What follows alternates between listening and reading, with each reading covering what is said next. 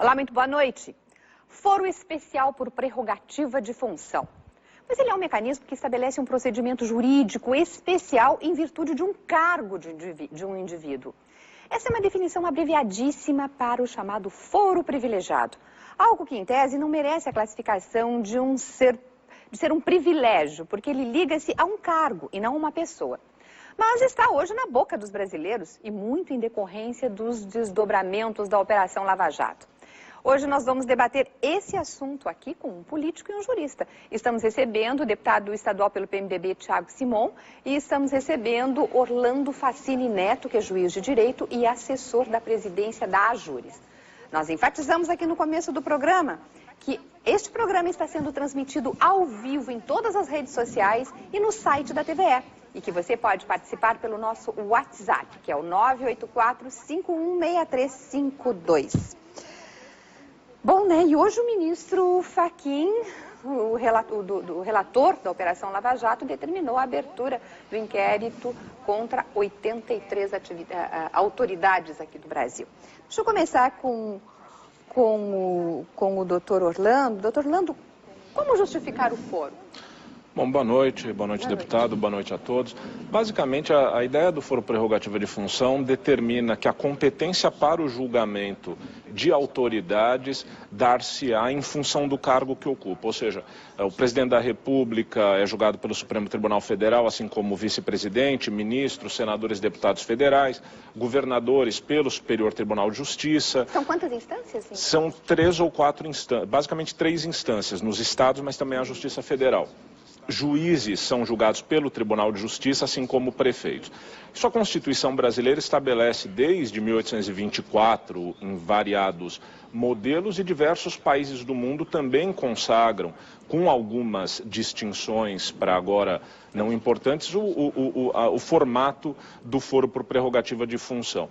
O que tem acontecido no Brasil, basicamente, é que uma questão pontual que deriva da Operação Lava Jato tem colocado em xeque esse modelo na medida em que as cortes superiores, em particular o Supremo Tribunal Federal, não possuem estrutura para dar conta da demanda. Quer dizer, hoje a gente teve essa divulgação a que você se referiu da lista dos investigados a partir das delações da Odebrecht, e só de senadores da República são 29.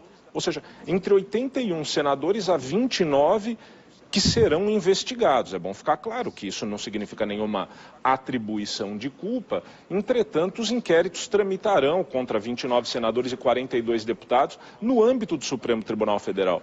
O Supremo não tem capacidade estrutural. Esgota. E isso tem feito com que propostas se desenvolvam tendentes aí à alteração ou, por assim dizer, a uma restrição, uma minimização do foro por prerrogativa, a fim de que esses processos tenham uma tramitação mais abreviada. Claro. Deputado, a gente teve até dificuldades de encontrar parlamentares que fossem a favor do foro. Eu não sei qual é a sua posição, mas como é que o senhor analisa essa instituição aqui? Não, acho que, primeiramente, prazer estar aqui, Maria Helena, doutor Orlando, né? Eu acho que não é fácil achar parlamentares contra o foro fora do Congresso. Talvez seja um pouco mais difícil, né, achar parlamentares que se oponham ao foro privilegiado no Congresso Nacional, ainda mais nesse momento, quando a gente enfrenta, o Congresso Nacional enfrenta realmente um processo de escrutínio através da Operação Lava Jato, onde a gente vê no Senado da República, na Câmara dos Deputados, através da operação, hoje na lista do ministro Fachin, realmente muitos indícios, muitos inquéritos, muitas ações, muitas denúncias, muitos processos, né? E, por óbvio, existe uma coisa que é a imunidade parlamentar, não é? Que é a garantia, uma garantia que a Constituição oferece aos parlamentares pelas suas opiniões, pelo voto, pela palavra. E isso é muito importante porque garante um resguardo, uma imunidade em relação a pressões, né? Outra coisa é um foro especial, um foro privilegiado, que dá uma condição especial a esse parlamentar e que, via de regra, ela tem servido de um manto para a impunidade.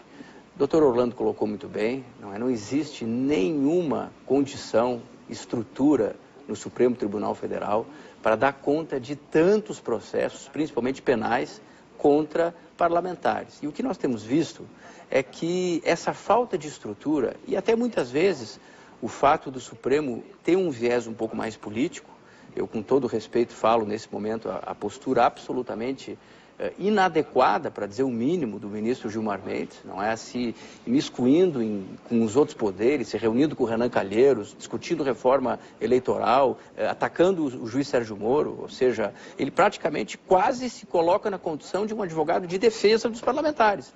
Ele que já tem ligações, não é, políticas anteriores, foi indicado por um presidente, que é de um partido que hoje ele tem ligações, né? Então o que nós sentimos é que o foro privilegiado, do jeito que está, o Renan Calheiros teve um inquérito que demorou quase 10 anos para virar uma ação penal, ele tinha sido obrigado a renunciar à presidência do Senado.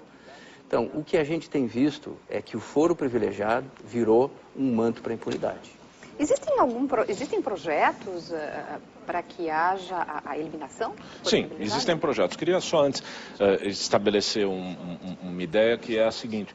Há também razões que justificam o foro privilegiado, e eu vou sinteticamente apontar duas. Uma é a pressão que os juízes de primeiro grau, de primeira instância, eventualmente podem sofrer, acaso tenham sob a sua jurisdição autoridades de alto gabarito. Imaginemos, por hipótese, que um juiz de uma cidade pequena do interior houvesse de tocar o processo em desfavor de um senador da República. Isso poderia colocá-lo numa situação em certa medida dificultosa, e essa é uma das razões pelas quais o processo, nesses casos, tramita, em princípio, no Supremo Tribunal Federal.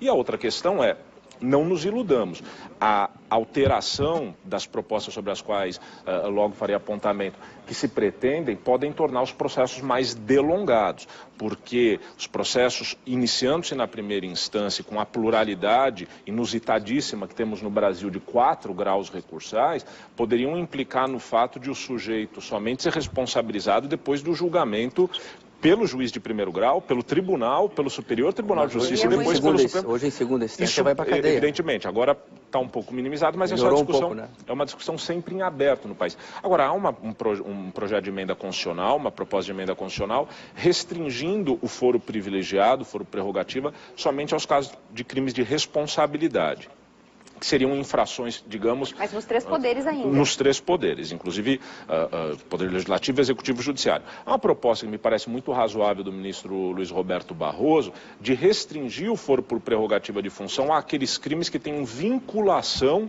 à atividade parlamentar. Portanto, casos de corrupção que não dizem naturalmente respeito à atividade estrita do parlamentar ficariam para o juiz de primeiro grau. E, finalmente, há a discussão de criar-se uma corte, um novo tribunal composto por juízes escolhidos pelo Supremo Tribunal Federal e cuja competência seria o processamento de parlamentares no âmbito federal com recurso das decisões respectivas diretamente ao Supremo Tribunal Federal. Quer dizer, atalhar-se-ia o caminho. É uma discussão que está em aberto. O autor da proposta de emenda constitucional, o Dias, se eu não estou em erro, e ela é relatada pelo senador Randolfo Rodrigues, e há algumas emendas parlamentares em discussão atualmente. O próprio ministro, né, Luiz Roberto Barroso, que o senhor citou, ele disse que o Supremo leva mais de 600 dias para receber uma denúncia comum contra uma semana que um juiz de primeira instância... Essa é uma questão pouco tocada e importante, porque o foro por prerrogativa de função, além de estabelecer a regra de competência, ele determina que o rito de julgamento, ou seja, as etapas que se devem cumprir, sejam a de uma lei específica, que é a Lei 8.038/90, e que é muito mais formal do que a alusiva às pessoas comuns, a qualquer cidadão. De modo que antes do recebimento da denúncia denúncia no Supremo Tribunal Federal, há necessidade de manifestações de defesa e que em processos com pluralidade de acusados acaba levando efetivamente com que o tempo seja bastante extenso. Quer dizer, é um problema adicional que o foro por prerrogativa de função encerra. Agora, recentemente houve e está havendo no Superior Tribunal de Justiça e no Supremo Tribunal Federal a discussão a respeito da necessidade ou não da manifestação da Assembleia Legislativa para o efeito de receber-se uma denúncia criminal contra o governador de Minas Gerais, o Fernando Pimentel. Quer dizer, é uma discussão que está em aberto e o processo acaba ficando estancado aguardando essa decisão. Deputado, eu não posso deixar de perguntar ao senhor que hoje o ministro Edson Fachin, eu até falei na abertura do programa, que o ministro Edson Fachin, o relator, né, da Operação Lava Jato, determinou a abertura do inquérito contra 83 autoridades e entre elas tem 7 gaúchos na lista. Como é que o senhor recebeu essa? Eu recebi, enfim, com muito pesar, né? Infelizmente é sempre uma notícia muito triste e, obviamente, a inclusão numa lista não necessariamente representa um pré-julgamento. Eu acho muito importante também no nosso país acabar com esse denuncismo, não é, que muitas vezes acaba sendo inconsequente. Mas o que a gente tem visto é que a Lava Jato ela tem desbravado um território até então inexplorado dentro do Congresso Nacional, dentro do sistema político, né? Ela tem realmente desconstruído o centro de um sistema, de um modelo político que é praticamente pautado pela corrupção, não é? Os mecanismos que foram destrinchados, comentava com o Dr. Orlando, os esquemas, as organizações criminosas nos partidos políticos, não é? Os operadores nas estatais, aqueles que faziam a lavagem de dinheiro, tudo isso eram esquemas que não é nada de agora, né? A gente via isso de muitos anos, esses sistemas perpetrados dentro do sistema político, e me parece, não é, que nesse momento, junto com a questão do foro privilegiado, existem outras questões que precisam ser debatidas, porque a questão da corrupção, ela também está diretamente ligada ao sistema político, né? E hoje nós temos visto que o nosso sistema, ele autorreproduz a corrupção. Agora, nesse momento, infelizmente, eu comentava contigo, Maria Helena, que nós assistimos algumas propostas de reforma no Congresso Nacional que representam um retrocesso ainda maior no sentido de tentar perpetuar essas oligarquias políticas. Eu falo principalmente da proposta da lista fechada, essa lista que foi, essa proposta que veio do relator da Comissão Especial da Reforma Política, é uma proposta que causa um retrocesso tão grande. Está em debate. Nós debatemos aqui porque na semana passada. Só para ter uma ideia, ela propõe o modelo da lista fechada em 2018, em 2022, somente em 2026 fica o modelo misto, com lista fechada e sistema distrital misto, né? Mas o que é pior, a proposta que está no Congresso, ela prevê que os atuais detentores de cargos eletivos, eles vão integrar prioritariamente as listas fechadas. Ou seja, é uma proposta escancarada para você manter praticamente o mesmo Congresso que está aí nesse sistema de lista fechada. Pois é, então temos que protestar, né? Não, eu acredito que existe uma reação tão forte da sociedade civil, não é? Porque esse projeto da lista fechada, ele vem num pacote de impunidade. Nós assistimos há pouco tempo a repatriação, não é, dos recursos não declarados. Exato. Esse processo, na verdade, foi dinheiro, em grande medida, não só não declarado, mas dinheiro oriundo do crime organizado. Esse dinheiro foi repatriado, teve um movimento, inclusive, tentando repatriar recursos de parentes de políticos, que era uma vergonha maior ainda, né? Graças a Deus não passou. Junto com ele, nós temos a tentativa de descriminalizar o Caixa 2, que é uma artimanha escancarada para você criar impunidade, ou seja, a Lava Jato condenaria muitos deles por propina travestida de Caixa 2 e o Congresso aprova a descriminalização do Caixa 2. Entende? Nós temos o projeto da desconfiguração das 10 medidas anticorrupção, que também é um projeto que que reforçaria muito, não é o combate... Foi meio desconfigurado, né? Exatamente, saiu do seu contexto. Exatamente, né? Ou seja, que foi uma outra reação do Congresso Nacional. E eu colocaria também, aqui nós temos um magistrado... E tem também o projeto de abuso de poder. Abuso de autoridade. Mas no momento que a gente vê essa ofensiva, não é, do Ministério Público, da Justiça Federal, em cima do Congresso Nacional, a gente vê um projeto querendo prender juiz e promotor, ou seja, um verdadeiro absurdo. Pois é, aí eu repasso ao senhor como é que vê essas mudanças, esses encaminhamentos que estão sendo discutidos lá no Congresso. Eu talvez tivesse uma divergência pontual com relação à lista fechada, embora eu ache inoportuna, mas sem dúvida, no mais, estou de pleno acordo com o deputado e era esperável que o sistema político conspurcado por essa crise terrível reagisse, né? É lamentável que o faça, mas a impressão que tenho é que era uma perspectiva natural. O que é discutível, efetivamente, é a legitimidade do parlamento, com um número tão intenso, são 42 deputados a serem investigados, de fato, repita-se, trata-se do início de uma investigação, mas 29 senadores e 42 deputados tratando de medidas que justamente podem inviabilizar essa mesma investigação. Quer dizer, a gente criou um quadro absolutamente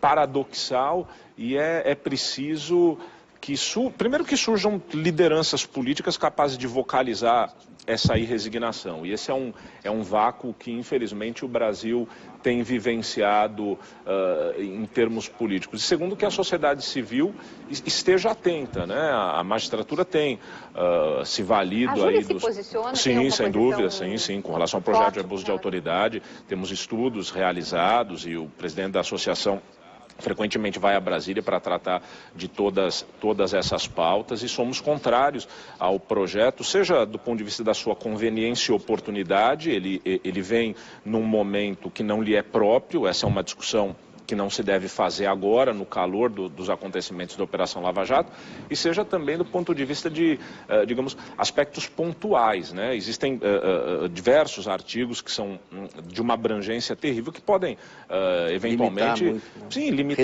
restringir. Um juiz que eventualmente decrete a prisão preventiva de alguém e que venha essa decisão a ser modificada num tribunal superior, o que é natural nas nossas funções, que ele venha responder por um crime, que é completamente inaceitável. Olha, eu teria muito mais para debater com vocês e até algumas outras questões. Eu até convido para uma outra oportunidade. Hoje a gente teve o programa até reduzido em função do horário político, mas vamos novamente debater esse tema.